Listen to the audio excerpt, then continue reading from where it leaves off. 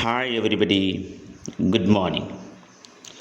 Welcome back to the online platform of fifth semester BA English, the methodology of literature. Guys, we were discussing here different points on different topics. Friends, through the last class, we analyzed here on Jacques Lacan. After that, I would like to analyze another psychologist. All of you read Slavoj Zizek. Once again, Slavoj Zizek.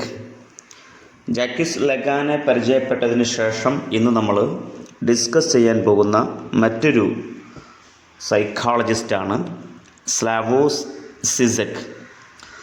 First of all നമുക്ക് അദ്ദേഹത്തിൻ്റെ biography ഒന്ന് analyse ചെയ്യാം. Okay, അപ്പോൾ ആരാണ് Slawosz സിസക് എന്ന് നമുക്കൊന്ന് വായിക്കാം. എല്ലാവരും ഒന്ന് വായിച്ചേ. Come on.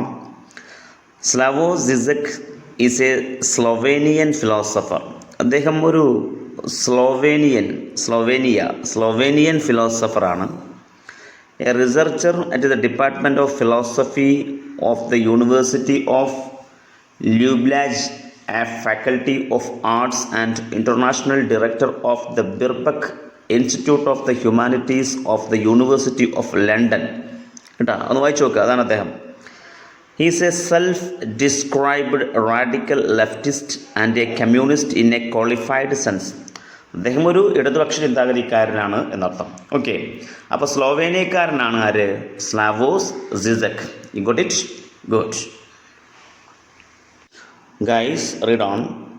Slavoj Zizek, born in Slovenia in 1949, is a professor at the European Graduate School. Okay.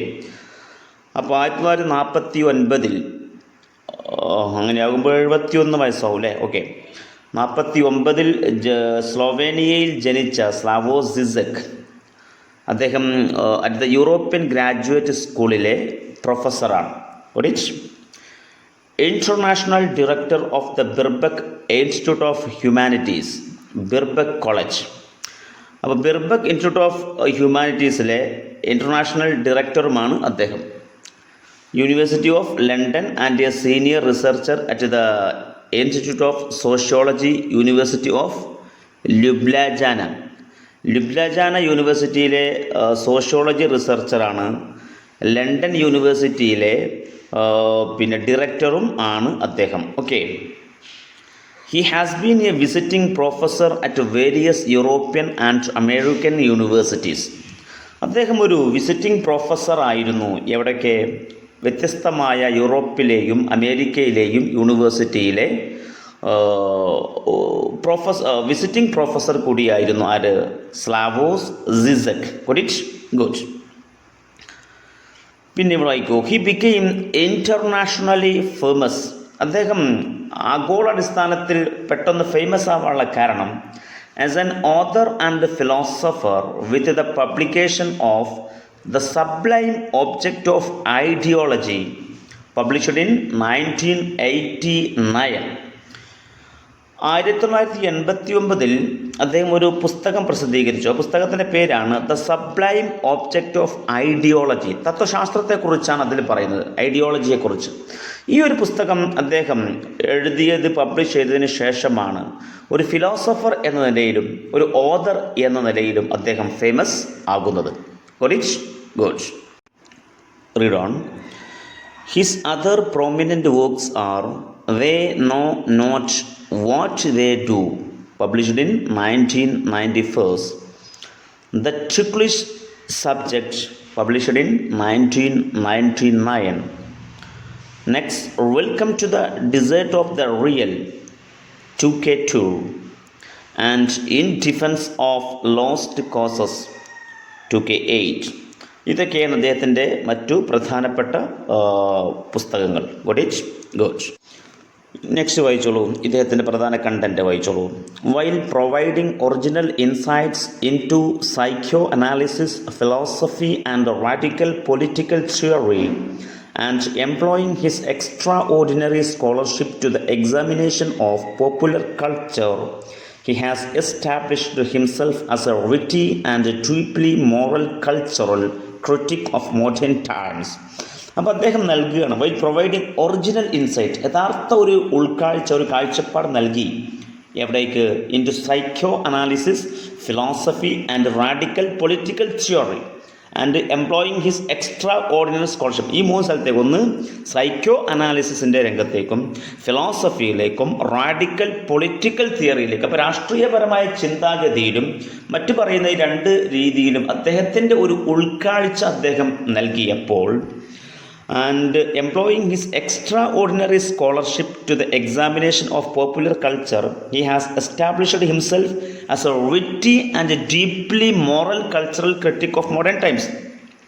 അങ്ങനെ ഈ 3 തലങ്ങളിലേക്ക് അദ്ദേഹത്തിൻ്റെ ഉൾക്കാഴ്ച, അദ്ദേഹത്തിൻ്റെ ഒരു ഐഡിയോളജി അദ്ദേഹം കൊടുത്തതിന് ശേഷമാണ് മോഡേൺ ക്രിട്ടിക് ടൈംസ്, ആധുനിക കാലഘട്ടത്തിലെ എന്താ പറയുക, ക്രിട്ടിക്ക്, അതിൽ അദ്ദേഹം എന്ത് കിട്ടി?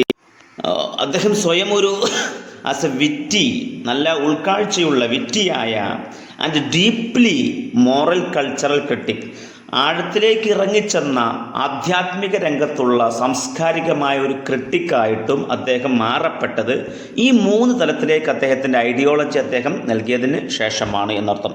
അപ്പോൾ ആധുനിക കാലഘട്ടത്തിൽ ഏറ്റവും മോറലായ, ധാർമ്മികത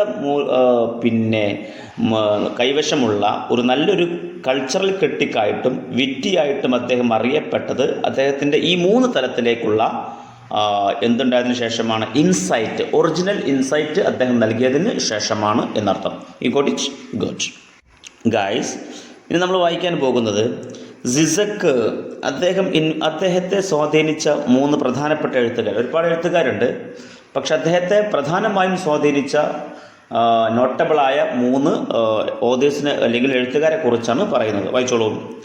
the 3 main influences on Salazar Zizek's works are G.W.F. Hegel, Karl Marx and Jacques Lacan. അപ്പോൾ G.W.F. ജോർജ് വില്ലം ഫെഡറിക്, എന്താണ്? George William Frederick Hegel, Karl Marx and Jacques Lacan. അപ്പോൾ ഈ സിസക്കിൻ്റെ വർക്കുകളിൽ അദ്ദേഹം ഇങ്ങനെ എഴുതാനും ഫിലോസഫർ ആവാനൊക്കെയുള്ള പ്രധാനപ്പെട്ട 3 ആളുകൾ എന്ന് പറയുന്നത്, ഒന്ന് ഹെഗലാണ്, ഒന്ന് കാൾ മാർക്സ് ആണ്, മറ്റൊന്ന് നമ്മളെ ജാക്കസ് ലക്കാൻ. ഈ 3 പേരുമാണ് അദ്ദേഹത്തെ പ്രധാനമായും സ്വാധീനിച്ച വ്യക്തികൾ. ഗുഡ്. ഇനി ഹെഗൽ സിസക്കിനെ എങ്ങനെയാണ് സ്വാധീനിച്ചത് എന്ന് നോക്കാം. വായിച്ചോളൂ. Hegel provides Zizek with the type of thought or methodology that he uses. Hegel use ചെയ്ത ചിന്താരീതിയും മെത്തഡോളജിയും ഒക്കെയാണ് ആരും സ്വീകരിച്ചത്? സിസക്. അപ്പോൾ ഹെഗൽ യൂസ് ചെയ്ത തോട്ട്സുകളും ചിന്താരീതികളും മെത്തഡോളജിയൊക്കെയാണ് ആരും യൂസ് ചെയ്തത്? സിസക്കും യൂസ് ചെയ്തത്. അങ്ങനെയാണ് ഹെഗൽ ഇയാളെ സ്വാധീനിച്ചത്. This kind of thinking is called dialectical എന്നാണ്. അപ്പോൾ ഹെഗൽ യൂസ് ചെയ്ത ഈ ഒരു തിങ്കിങ്ങിനെ വിളിക്കുന്ന പേരാണ് ഡയലക്റ്റിക്കൽ തിങ്കിങ് എന്നുള്ളത്. അപ്പോൾ സ്വാഭാവികമായിട്ടും സിസക്കിൻ്റെ ചിന്താരീതിയും എന്തായിരിക്കും? ഡയലക്റ്റിക്കൽ ചിന്താരീതിയായിരിക്കും. കാരണം അതാണ് ആര് യൂസ് ചെയ്തത്? ഹെഗൽ യൂസ് ചെയ്തത്. ഹെഗൽ യൂസ് ചെയ്ത ചിന്താരീതി തന്നെയാണ് ആരും യൂസ് ചെയ്യുന്നത്? കമോൺ, സിസക്. അപ്പോൾ ഹെഗൽ യൂസ് ചെയ്ത ചിന്താരീതിക്ക് പറയുന്ന പേര് ഡയലക്റ്റിക്കൽ. അപ്പോൾ സ്വാഭാവികമായിട്ടും സിസക്കും യൂസ് ചെയ്യുന്ന ചിന്താരീതിക്ക് എന്ത് പറയാം? ഡയലക്റ്റിക്കൽ തിങ്കിങ് എന്ന് പറയാം. Okay. In Zizek's reading of Hegel the dialectic is never finally resolved എന്നുള്ളതാണ്. അപ്പോൾ സിസക്ക് ഹെഗലിനെ ഒരു പുനർവായന നടത്തുമ്പോൾ, ഹെഗലിനെ റീഡ് ചെയ്യുന്ന സമയത്ത് the dialectic is never finally resolved എന്നുള്ളതാണ്. ഡയലക്റ്റിക് എന്ത് ചെയ്യുന്നില്ല, ഒരിക്കലും അവസാനം റിസോൾവ് ചെയ്യപ്പെടുന്നില്ല എന്നുള്ളതാണ് സിസക്ക് ഹെഗലിനെ വായിക്കുമ്പോൾ കിട്ടുന്ന ഒരു കൺക്ലൂഷൻ. അപ്പോൾ ഹെഗൽ എങ്ങനെയാണ് സിസക്കിനെ ഇൻഫ്ലുവൻസ് ചെയ്തത് എന്ന് നമ്മൾ കണ്ടു. ഇനി നമ്മൾ വായിക്കാൻ പോകുന്നത് മാർക്സ് എങ്ങനെയാണ് സിസക്കിനെ ഇൻഫ്ലുവൻസ് ചെയ്ത് നോക്കാം. ഒന്ന് വായിച്ചോളൂ. Marx is the inspiration behind Zizek's work. സിസക്കിൻ്റെ കൃതികളുടെ പിന്നിലെ ഒരു പ്രചോദനം മാർക്സ് ആയിരുന്നു. For what he is trying to do is to contribute to the Marx tradition of thought. Marxian എന്ന് പറഞ്ഞ മാർക്സിസ്റ്റ് ലെഫ്റ്റ് ചിന്താഗതിക്കാരനാണല്ലോ അല്ലേ. അദ്ദേഹമാണ് ഇടതുപക്ഷത്തിൻ്റെ ഫാദർ എന്ന് പറയുന്നത് മാർക്സ്. അപ്പോൾ മാർക്സിൻ്റെ ചിന്തകളും മാർക്സിൻ്റെ പാരമ്പര്യവും ഒക്കെയായിരുന്നു ആർക്ക് സംഭാവനയായി കിട്ടിയത്? സിസക്കിന്. എങ്ങനെ പറഞ്ഞത്? For what he is trying to do is to contribute to the Marxist tradition of thought. മാർക്സിസ്റ്റിൻ്റെ ചിന്താരീതിയും പാരമ്പര്യവും ഒക്കെയായിരുന്നു ആരും ഫോളോ ചെയ്തത്? സിസക്കും ഫോളോ ചെയ്തത്. Specifically that of a critic of ideology. തത്വസംഹിതയുടെ ക്രിട്ടിക് എന്ന നിലയിൽ മാർക്സിയൻ ചിന്താരീതിയായിരുന്നു ആര് ഫോളോ ചെയ്തത്? Come on, Zizek. അങ്ങനെയായിരുന്നു ആരെ സഹായിച്ചത്? മാർക്സ് സിസക്കിനെ സഹായിച്ചത്. ഇങ്ങനെയായിരുന്നു സിസക്കിൻ്റെ കൃതികളൊക്കെ ഉണ്ടായിത്തീർന്നത് എന്നതാണ് പറയുന്നത്. ഓക്കെ, അപ്പോൾ ഹെഗലിനെ നമ്മൾ കണ്ടു, മാർക്സിനെ നമ്മൾ കണ്ടു. ഇനി മൂന്നാമത്തെ സ്വാധീനിച്ചൊരു വ്യക്തിയാണ് നമ്മളെ ജാക്കിസ് ലഗാൻ. ലഗാൻ എങ്ങനെയാണ് ഇയാളെ സ്വാധീനിച്ച് നോക്കാം. നോക്കൂ. Lacan provides Zizek with the framework and terminology for his analysis.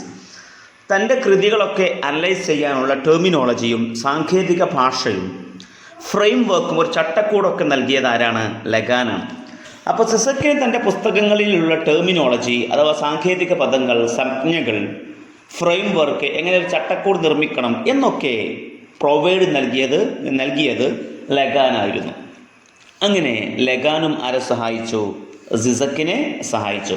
അപ്പോൾ ഹെഗലിൻ്റെ സഹായം കണ്ടു, മാർക്സിൻ്റെ സഹായം കണ്ടു, ലഗാൻ്റെ സഹായം കണ്ടു. ഈ മൂന്ന് പേരെയുമാണ് ഇയാൾ എന്ത് ചെയ്തത്? സിസക്ക് കൂടുതൽ മോസ്റ്റ് ഇൻഫ്ലുവൻസ് ചെയ്ത വ്യക്തി. You got it? Good.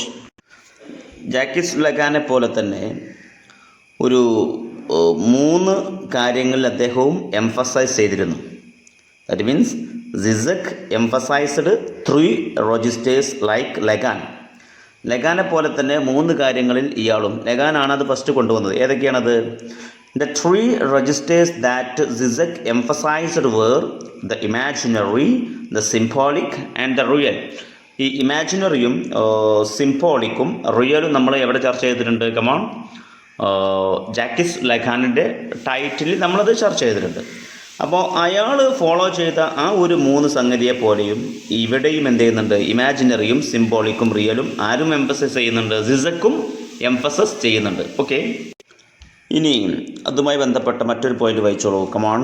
Having grasped the Lacanian concepts of the imaginary, the symbolic and the real.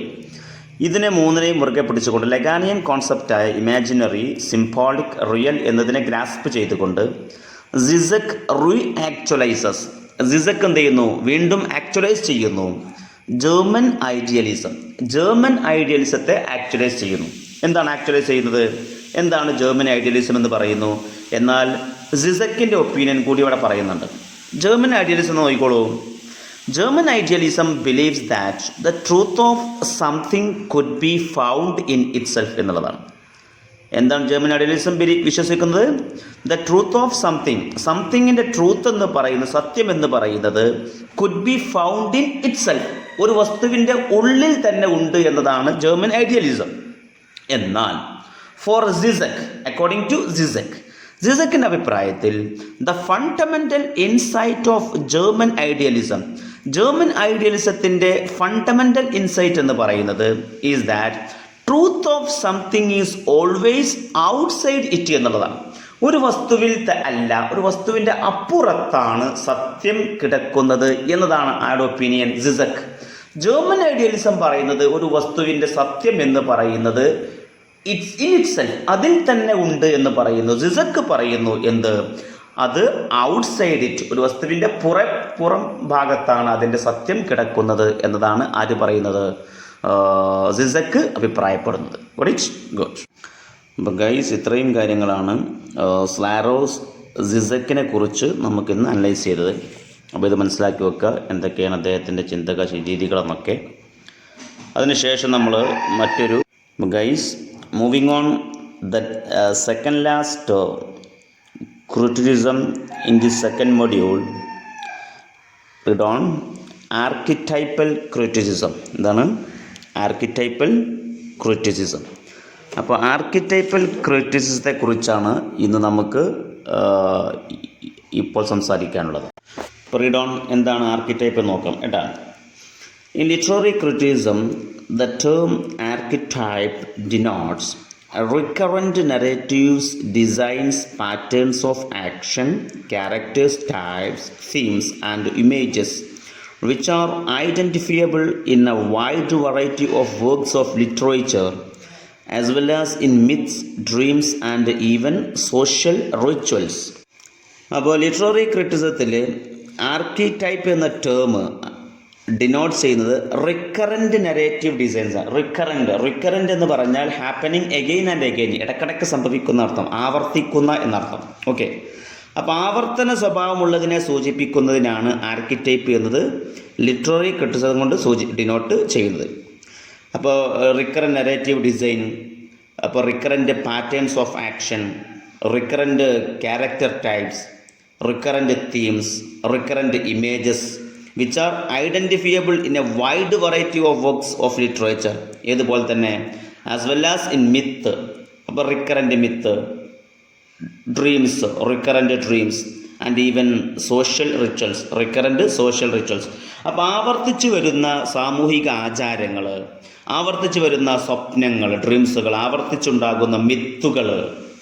അപ്പോൾ ഇതുപോലെ തന്നെ നമ്മുടെ നരേറ്റീവ് ഡിസൈനുകളും ആവർത്തിച്ച് വരും, പാറ്റേൺസ് ഓഫ് ആക്ഷനും ആവർത്തിച്ച് വരും, ക്യാരക്ടർ ടൈപ്പുകളും ആവർത്തിച്ച് വരും, തീമുകളും ആവർത്തിച്ച് വരും, ഇമേജുകളും ആവർത്തിച്ച് വരും എന്നൊക്കെയാണ് എന്തുകൊണ്ട് അർത്ഥമാക്കുന്നത്, ആർക്കിടൈപ്പ് ക്രിറ്റിസം കൊണ്ട് അർത്ഥമാക്കുന്നത്. ഇതുപോലെ തന്നെ മിത്തുകൾ ആവർത്തിക്കുന്നത് പോലെ തന്നെ, ഡ്രീമുകൾ ആവർത്തിക്കുന്നത് പോലെ തന്നെ, സോഷ്യൽ റിച്വൽസുകൾ ആവർത്തിക്കുന്നത് പോലെ തന്നെ നമ്മുടെ ലിറ്റററി ക്രിറ്റിസത്തിലും ഇങ്ങനെ ഒരുപാട് കാര്യങ്ങൾ ആവർത്തിച്ച് വരും. അതാണ് ആർക്കിടൈപ്പൽ ക്രിറ്റിസം എന്നതുകൊണ്ട് ഡിനോട്ട് ചെയ്യുന്നത്. Got it? ഗോട്ട്. ഇനി വായിച്ചോളൂ. Such recurrent items are usually held to be the result of elemental and universal patterns in the human psyche. എന്താ പറഞ്ഞത്? അഥവാ ഇത്തരം ആവർത്തനങ്ങളും ഇത്തരം സാദൃശ്യങ്ങളുമൊക്കെ ഹ്യൂമൻ സൈക്കിൻ്റെ അഥവാ മനുഷ്യ മനസ്സിൻ്റെ സാർവത്രിക സ്വഭാവത്തിൻ്റെയും, യൂണിവേഴ്സൽ പാറ്റേൺ, സാർവത്രിക സ്വഭാവത്തിൻ്റെയും അടിസ്ഥാന പ്രത്യേകതകളുടെയും എന്ന് പറഞ്ഞാൽ എലമെൻ്റൽ കേട്ടാ. അപ്പോൾ അടിസ്ഥാന പ്രത്യേകതകളുടെയും സാർവത്രിക സ്വഭാവത്തിൻ്റെയും അനന്തരഫലങ്ങളായിട്ടാണ്, ദാറ്റ് മീൻസ് റിസൾട്ടായിട്ടാണ് ഇത് കണക്കാക്കപ്പെടുന്നത്. എന്താ പറഞ്ഞത്? ഇത്തരം സാദൃശ്യങ്ങളും ഇത്തരം ആവർത്തനങ്ങളൊക്കെ മനുഷ്യ മനസ്സിൻ്റെ സാർവത്രിക സ്വഭാവത്തിൻ്റെയും അടിസ്ഥാന പ്രത്യേകതകളുടെയും അനന്തരഫലങ്ങളായിട്ടാണ് ഇതിനെ കണക്കാക്കുന്നത് എന്ന്. ഇനി ആരാണ് ഇതിൻ്റെ പ്രൊപ്പണൻ്റ് എന്ന് നോക്കാം. ആർക്കിടൈപ്പൽ ക്രിറ്റിസിസത്തിൻ്റെ പ്രധാനി ആരാണെന്ന് നോക്കാം. ഒന്ന് വായിച്ചോളൂ. Northrop Frye. ആരാണ്? Northrop Frye is the best known. അയാളാണ് അറിയപ്പെടുന്നത് practitioner and spokesman of archetypal or myth criticism. Archetypal അല്ലെങ്കിൽ മിത്ത് വിമർശന രീതിയുടെ അംഗീകരിച്ചവരിൽ ഏറ്റവും നന്നായി അറിയപ്പെടുന്ന വിമർശകൻ ആരാണ്? നോർത്ത് ഫ്രൈ ആണ്. U got it? അപ്പോൾ അയാളാണ് ഇതിൽ ഏറ്റവും പ്രധാനപ്പെട്ട ആൾ. ഇനിയുമുണ്ട്. അപ്പോൾ ഈ ഒരു ആർക്കിടൈപ്പൽ ക്രിറ്റിസിസത്തിൻ്റെ പ്രധാനി ആരാണ്? Northrop fry. ഓക്കെ, ഇനി ഇതിനെ ഫോളോ ചെയ്യുന്ന മറ്റ് ക്രിറ്റിസിസ്റ്റുകൾ നമുക്ക് പരിചയപ്പെടാം. വായിച്ചോളൂ. ആർക്കിടൈപ്പൽ ക്രിറ്റിസിസത്തെ ഫോളോ ചെയ്ത മറ്റൊരു പ്രധാനിയാണ് കാൾ ഗുസ്തവ് യൂങ്. ആരാണ്? കാൾ ഗുസ്തവ് യൂങ് was another critic who followed archetypal criticism. Got it? കണ്ടില്ലേ? ഈ കാൾ ഗുസ്തവ് യൂങ് ആണ്. അദ്ദേഹം ആർക്കിടൈപ്പ് ഇമേജുകളെ, ആർക്കിടൈപ്പ് രീതികളെ അറിയാൻ അദ്ദേഹം യൂസ് ചെയ്ത കാൾ ഗുസ്തവ് യൂങ് യൂസ് ചെയ്ത ഒരു ടേം എന്ന് പറയുന്നത് പ്രിമോർഡിയൽ ഇമേജസ് എന്നാണ്. എന്താണ് പ്രിമോർഡിയൽ ഇമേജസ്? ഇപ്പം എങ്ങനെ വായിക്കാം? ഹി എന്ന് പറഞ്ഞാൽ ആരാണ്? കാൾ ഗുസ്തവ് യൂങ്. He used the term primordial images to refer archetypes. ആർക്കിടൈപ്പിനെ അർത്ഥമാക്കാൻ, റെഫർ ചെയ്യാൻ അദ്ദേഹം യൂസ് ചെയ്ത ടേം എന്ന് പറയുന്നത് പ്രിമോർഡിയൽ ഇമേജസ് എന്നാണ്. എങ്ങനെയാണ് പറഞ്ഞത്? ആർക്കിടൈപ്പൽ ക്രിറ്റിസിസം എന്നതിനെ പറയാൻ അദ്ദേഹം യൂസ് ചെയ്ത കാൾ ഗുസ്തവ് യൂങ് യൂസ് ചെയ്തൊരു ടേം ആണെന്ത്? പ്രിമോർഡിയൽ ഇമേജസ് എന്നുള്ളത്. Got it? ഗുഡ്. ഇനിയൊരു ഇമ്പോർട്ടൻ്റ് പോയിന്റ് വായിച്ചോളൂ. അക്കോർഡിംഗ് ടു ഹിം എന്ന് പറഞ്ഞാൽ കാൾ ഗുസ്തവ് യൂങ് കേട്ടോ. According to him the psychic residue of the repeated patterns of experience in the lives of our ancestors survives in the collective unconscious of the human race. എന്താ പറഞ്ഞത്? ഇത് പ്രധാനപ്പെട്ട പോയിന്റാണ്. According to him, അദ്ദേഹത്തിൻ്റെ അഭിപ്രായത്തിൽ, അഥവാ കാൾ ഗുസ്തവ് യൂങ്ങിൻ്റെ അഭിപ്രായത്തിൽ എന്താണ്? ദ സൈക്കിക് റെസിഡ്യൂ എന്ന് പറഞ്ഞാൽ മാനസികമായ അവശിഷ്ടം എന്നാണ്. മനസ്സിലെ പണ്ടെന്നോ ഉണ്ടായ അവശിഷ്ടങ്ങൾ, പണ്ടെന്നോ നമുക്ക് മുറിവേറ്റ സംഗതികളൊക്കെ ഉണ്ടാവില്ല, അതാണ് മാനസികമായ അവശിഷ്ടം എന്ന് പറയുന്നത് കേട്ടോ. സൈക്കിക് റെസിഡ്യൂ, മാനസികമായ അവശിഷ്ടം of the repeated patterns of experience in the lifes of our ancestors. നമ്മുടെ ആൻസസ്റ്റേഴ്സ് അഥവാ നമ്മുടെ പൂർവികരുടെ ജീവിതത്തിൽ ആവർത്തിച്ചുണ്ടായ അനുഭവങ്ങളുണ്ടല്ലോ.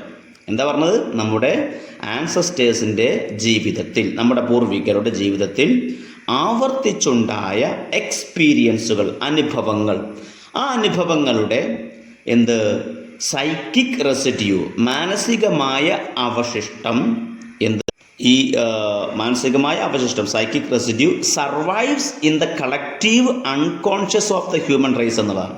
അത് സർവൈവ്സ് എന്ത് ചെയ്യുന്നു? മനുഷ്യവർഗത്തിൻ്റെ കളക്റ്റീവ് അൺകോൺഷ്യസിൽ അത് ജീവിക്കുന്നു. എവിടെ ജീവിക്കുന്നു? കളക്റ്റീവ് അൺകോൺഷ്യസിൽ. കളക്റ്റീവായ അൺകോൺഷ്യസിൽ അതിപ്പോഴും എന്ത് ചെയ്യുന്നു? അതിജീവിക്കുന്നു എന്നതാണ് ആരുടെ ഒപ്പീനിയൻ? കാൾ ഗുസ്തവ് യൂങ്ങിൻ്റെ അഭിപ്രായം. അപ്പോൾ നമ്മുടെ ആൻസസ്റ്റേഴ്സ്, നമ്മുടെ മുൻഗാമികളുടെ അവരുടെ ജീവിത അനുഭവങ്ങളിൽ അവർക്കുണ്ടായ മാനസികമായ ഒരു അവശിഷ്ടങ്ങൾ, മനസ്സിലെ പണ്ടെങ്ങോ മുറിവേറ്റ കാര്യങ്ങൾ, അതിപ്പോഴും എവിടെ അതിജീവിക്കുന്നു? അത് മനുഷ്യവർഗത്തിൻ്റെ കളക്റ്റീവ് അൺകോൺഷ്യസിൽ അതിജീവിച്ചു കൊണ്ടിരിക്കുന്നു എന്നതാണ് അദ്ദേഹത്തിൻ്റെ ഒരു കാഴ്ചപ്പാട്. അവരുടെ കാൾ ഗുസ്തവ് യൂങ്ങിൻ്റെ ഒരു ഒപ്പീനിയൻ. എന്നിട്ട് വായിക്കൂ. ഇപ്പം നമ്മുടെ പഴയ ആളുകളുടെ എന്താ പറയുക, നമ്മുടെ ആൻസസ്റ്റേഴ്സിൻ്റെ സൈക്കിക് റെസിഡ്യൂ അതിപ്പോഴും എവിടെ ജീവിക്കുന്നുണ്ട്? മനുഷ്യവർഗത്തിലെ കളക്റ്റീവ് അൺകോൺഷ്യസ് മൈൻഡിൽ ഇപ്പോഴും ജീവിച്ചു കൊണ്ടിരിക്കുക എന്ന് പറഞ്ഞല്ലോ. ആ സാധനം this is expressed in myth, religion, dreams and private fantasies as well as in works of literature. ഇത്തരം സംഗതികളാണ്, അഥവാ നമ്മുടെ പൂർവികരുടെ ഒരുപാട് കാലത്തെ സൈക്കിക് റെസിഡ്യൂ, അവരുടെ മനസ്സിലെ ആ ഒരു അവശിഷ്ടങ്ങൾ, മാനസിക അവശിഷ്ടങ്ങൾ ഇന്നും മനുഷ്യ മനസ്സിൽ എന്ത് ചെയ്യുന്നു? കളക്റ്റീവ് അൺകോൺഷ്യസ് അതിജീവിക്കുന്നു എന്ന് പറഞ്ഞല്ലോ, സർവൈവ് ചെയ്യുമെന്ന് പറഞ്ഞല്ലോ. ആ ഒരു സാധനം ഈസ് എക്സ്പ്രസ്ഡ് ഇൻ മിത്ത്. അതാണ് ഇന്ന് എന്ത് ചെയ്യുന്നത്? മിത്തുകളിൽ, അതേപോലെ തന്നെ റിലീജിയൻ അഥവാ ആധ്യാത്മികതയിൽ, അല്ലെങ്കിൽ ഡ്രീംസ് സ്വപ്നങ്ങളിൽ, അല്ലെങ്കിൽ പ്രൈവറ്റ് ഫാൻറ്റസീസ് എന്താ പറയുക, വ്യക്തികളുടെ മതിഭ്രമങ്ങൾ, ഇവയിലൊക്കെ ഇന്ന് കാണപ്പെടുന്ന ഈ സംഗതികളൊക്കെ പണ്ട് നമ്മുടെ ആളുകളിലെ സൈക്കിക് റെസിഡ്യൂ ആണ്. അത് ഇന്ന് ഹ്യൂമൻ റേസുകളിൽ കളക്റ്റീവ് അൺകോൺഷ്യസിൽ അതിജീവിക്കുന്ന ഈ സാധനമാണ് മിത്തുകളിലും റിലീജിയനിലും ഡ്രീംസിലും പ്രൈവറ്റ് ഫാൻറ്റസീസിലും as well as in works of ലിറ്ററേച്ചറിൽ പിന്നെ എവിടെയും കാണുന്നത്, അതേപോലെ ലിറ്ററേച്ചർ വർക്കുകളിലുമൊക്കെ കാണുന്നത് അതാണ് എന്നതാണ് ആര് അഭിപ്രായപ്പെടുന്നത്? കാൾ ഗുസ്തവ് യൂങ് ഒപ്പീനിയൻ ചെയ്യുന്നു. ഓക്കെ, അപ്പോൾ നമ്മൾ രണ്ടുപേരെ പരിചയപ്പെട്ടു. ഒന്ന് നോർത്രോപ്പ് ഫ്രൈയും മറ്റൊന്ന് കാൾ ഗുസ്തവ് യൂങ്ങും. ഇനിയുമുണ്ട് ഈ ഒരു ആർക്കിടൈപ്പൽ ക്രിറ്റിസിസത്തെ ഫോളോ ചെയ്തവർ. ആരൊക്കെ നോക്കാം, ഒന്ന് വായിച്ചോളൂ. Maud Bodkin, Wilson Knight, Robert Graves, Philip Wheelwright, Richard Chase, Joseph Campbell are the other important practitioners of archetypal criticism. You got it? Good.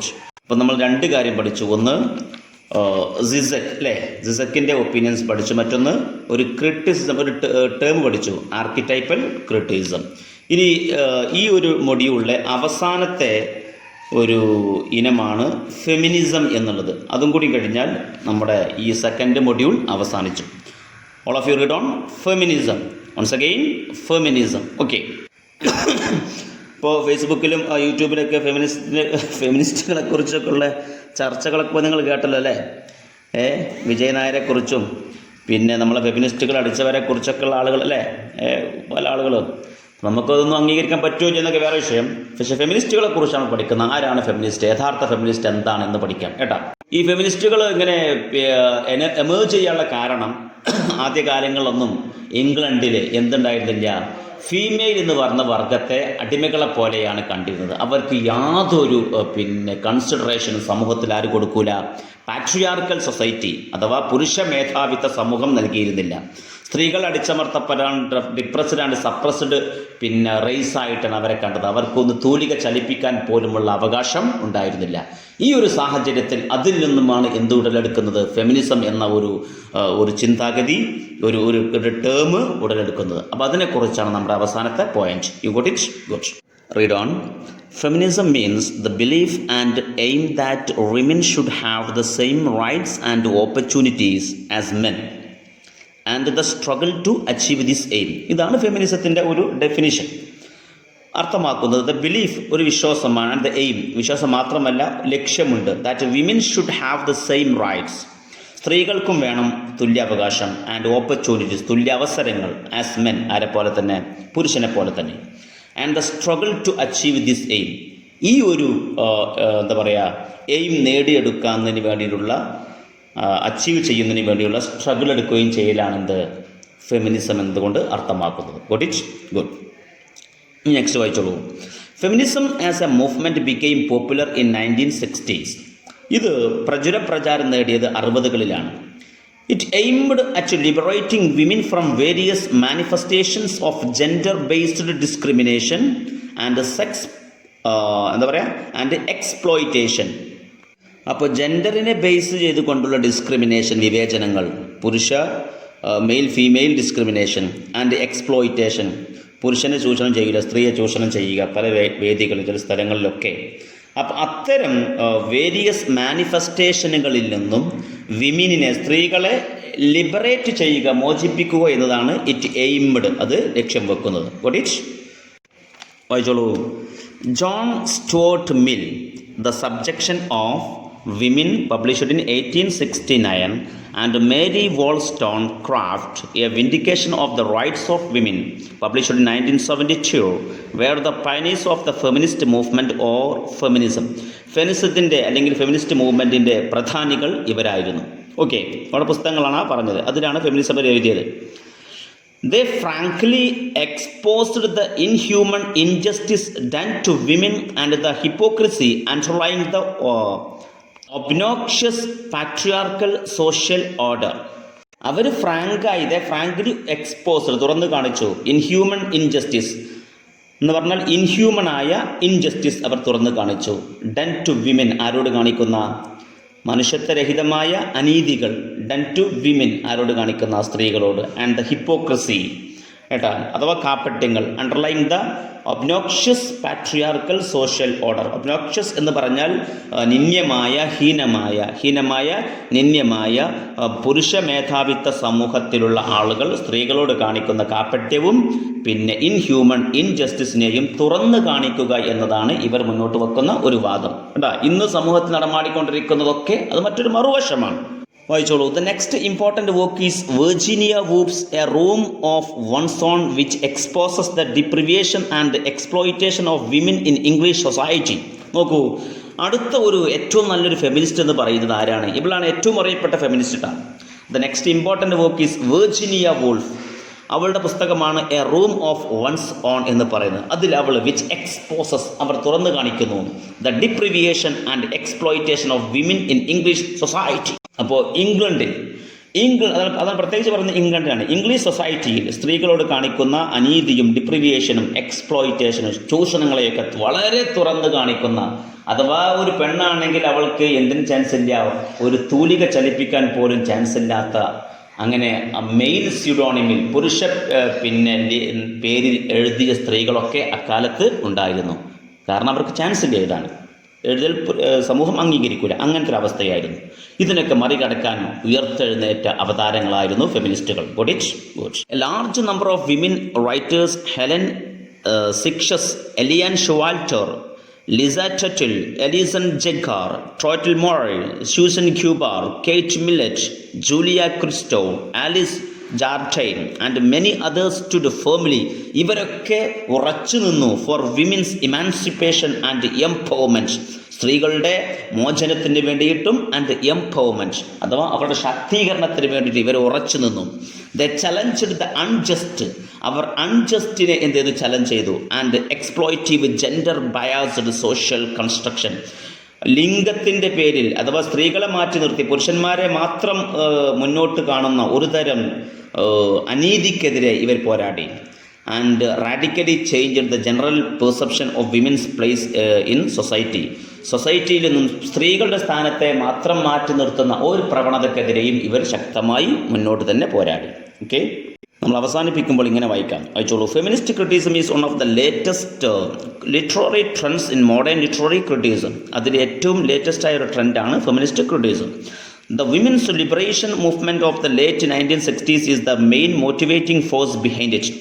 In short, feminist criticism is concerned with the interpretation and reinterpretation of text of women writers.